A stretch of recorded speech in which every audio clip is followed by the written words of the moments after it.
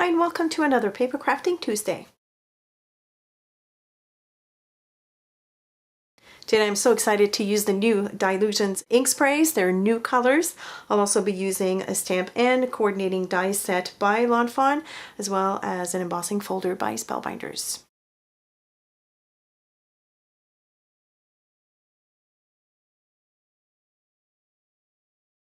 I'll start by embossing a piece of white cardstock. This is textured cardstock. It measures 5 1/4 by 7 1/4. And I'm using this Spellbinders reversible embossing folder. It's called Diamond Fleur de Lis. And I'm using the pattern that's on the inside, which looks like that. So I'm going to go to my machine and I'll be right back. And here's the beautiful design. I'll be trimming around it. There are several places where you can trim. You can keep the center part here. You can also include the border. I'm going to include the border, but I'm going to trim right up to the border.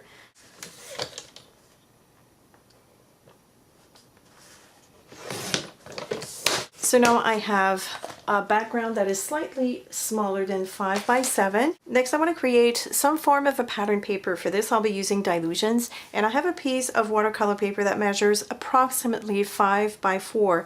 You want the width to be at least 5 so that it goes all the way across the textured or the embossed background. And I'm going to start by using slate gray, which is one of the new colors, one of the new Dylusions colors. And I'm going to spray from far, and I'm going to dab, or not dab, but use a paper towel to remove the excess. If you want, you can dry this with your heat tool so that you have a flatter surface to work on. That's good enough. Next, I'm moving on to the ground coffee, which is one of my favorite colors in the new colors. And I'm going to spray this again from afar. And I'm going to dab again. I might add a bit more. Of course, the further away you are, the smaller the dots will be. I might even add more of that gray. I will dry it with the heat tool like this because I like the way it looks. Next I'm going to take two other new colors. This one is Pomegranate Seed and Tangerine Dream. And instead of spraying like I did before, I'm going to hold the nozzle kind of like in between my fingers like so. And I'm going to only press halfway, and that will create bigger drops and not a nice fine mist. And of course it's from high up. Again, I'm going to dab this, and look how cool this is. I'm going to give you a close-up here. See those beautiful drops? I love that. I love the way it looks. So I'm going to use the tangerine, do the same thing. Oh, this is going to be cool. Oh, look at that. And dab. Wow. Isn't that amazing? I love, love, love that. So versatile. Okay, so I'm going to dry this. And next I want to show you how to create even more texture with that.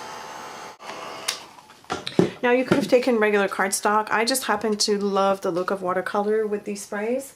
But you could also use regular textured cardstock or smooth cardstock. Next I have a water mister, and I'm going to do the same thing as I did for the tangerine and the pomegranate, meaning that I'm going to depress only halfway, and I'm going to create some drops of water. And you guessed it, it reacts to water. So look at that. Look how cool that is. Now you can go ahead and hit it with more water depending on the look that you want. You can go higher to get smaller drops.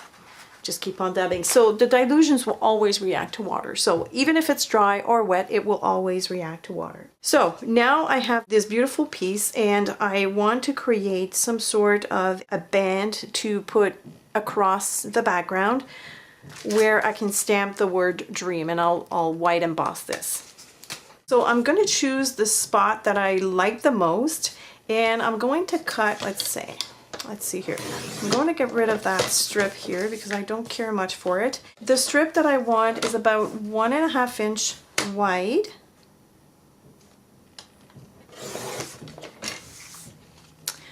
And there's a background for our sentiment band. Next I'm going to spray 2 more pieces of watercolor paper, and I just have pieces of scraps. As you can see, I have something stamped in the bag that didn't work out. I'm going to take pomegranate seed and tangerine dream to spray on these 2 pieces. These 2 pieces will be used to stamp some feathers. So again, I'm going to spray this a little bit more. And again, dab it with paper towel, just because it doesn't take as long to dry. And for the other one, I'm going to try something different. I'm going to zap it with water, and I'm going to spray it with the tangerine dream. Ooh, I like that. I wonder what would happen if I were to, no, it makes sort of like a brown. I don't like this, so I'm going to dab over it. Oh, it's kind of cool actually. See, something always happens through what you think are mistakes. And I think for this one, I'm going to zap it with water on the edges here, and I'm going to add, see, it reactivates the pomegranate, but I'm going to zap it with a tangerine dream. And this time, I'm going to try and aim for a darker shade. I'm going to add some drops of water to both pieces.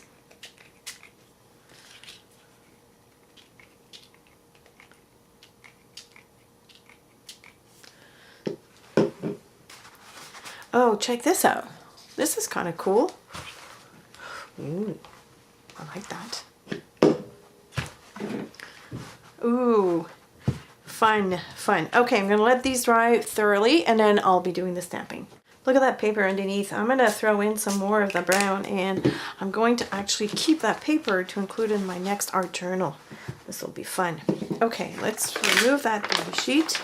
Okay, so out of these 2 pieces, I'm going to stamp some feathers, and I'm using Lawn Fawn's Dream stamp and die cut, coordinating die cut set.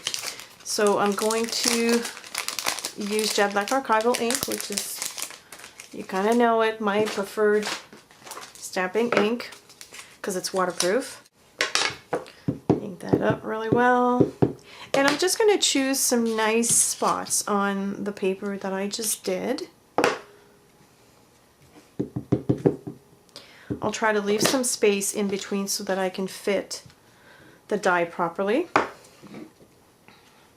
And this will give me a nice variety of colors for the feathers. Oh, look at that one. That one's going to be super nice. Let me zoom in.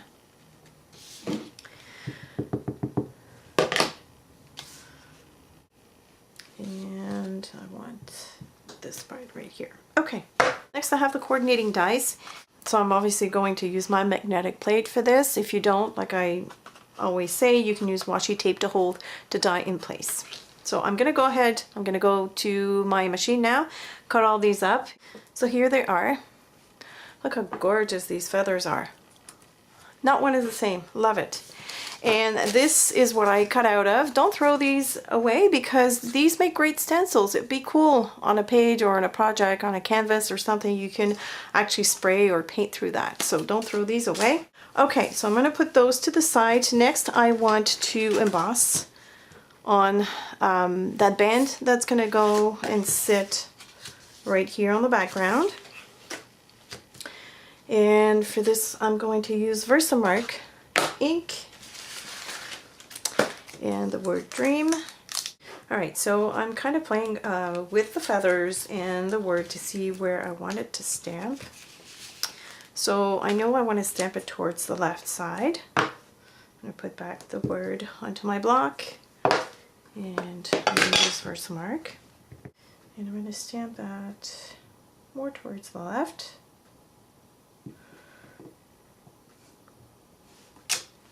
I'm going to put some white powder over that.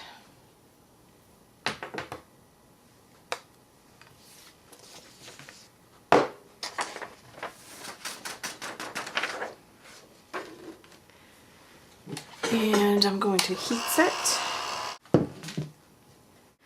Okay, now I want to add a bit of what I consider to be a wind effect stamp.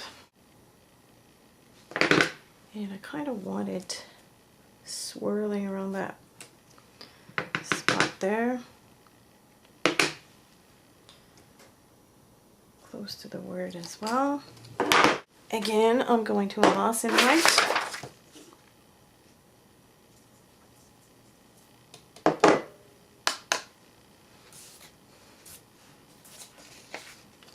I kind of want a third of that little element, the wind, sort of like going in all direction. This one, I think I'm going to make it that it goes off that strip of paper. Okay, that looks better. Now I have my trio. Next I want to line this, and I have a smaller or slightly larger strip of tangerine colored cardstock, and I'm going to use it to mat that strip that we have with the title.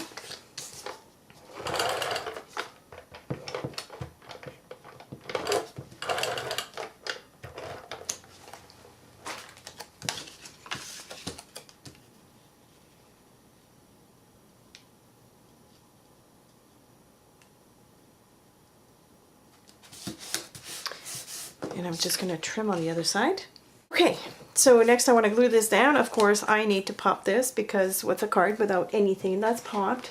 Notice that I didn't add any of the stickies on each side because I do need to trim, but I don't know exactly where I'm going to trim. So I need to add this first to make sure that it's straight.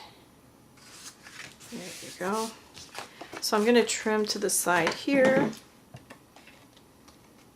Next I want to glue this piece onto the card base, and I've selected two different cardstock depending on who you want to give this to. If you want to give this to let's say a man, then I would definitely use the brown, and if it's for a woman or a girl or you know whoever, you can line this with either pink or orange.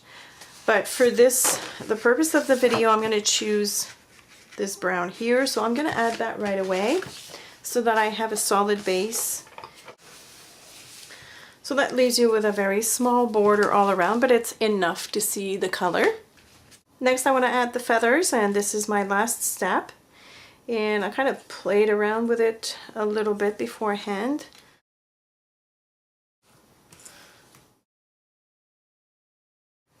And they're kind of falling from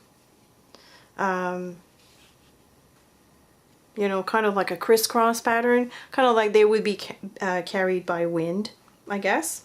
I'm going to use my quick dry adhesive.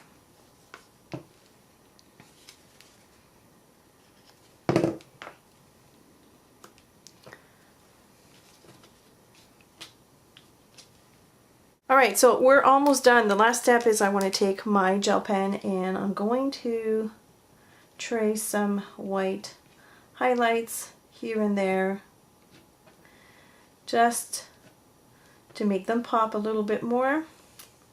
And I'm not overthinking it. I'm just adding the white wherever it wants to go. And there we go. All right.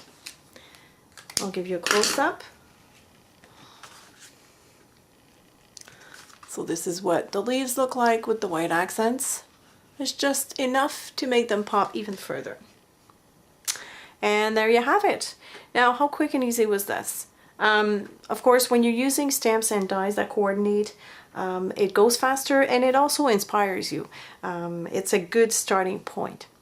Now, I really love the fact that I was able to create my own background paper, or in this case watercolor paper, for the banner, for the accents, the little feathers. And I want to show you the other two colors, the other two new colors that I didn't use in this card. This is chopped pesto and polished jade. So these are two other new colors that Diane really came up with for her Dylusions sprays. Now I didn't use these two on that card for two reasons. A, I always seem to put some green into my projects. I really wanted to push myself not to do that, because it's good sometimes to come out of your comfort zone. And also the feathers would have looked like leaves, and in fact I think I kept calling them leaves throughout the video. I hope I didn't do that too often, but in this case you could also use these feathers as leaves because they do look like leaves to me. So I would check into these two other colors, which are really, really gorgeous. And that concludes today's video. I hope that you've enjoyed this. As usual, thank you for watching. If you have any questions or comments, leave them below, and I will see you on Friday.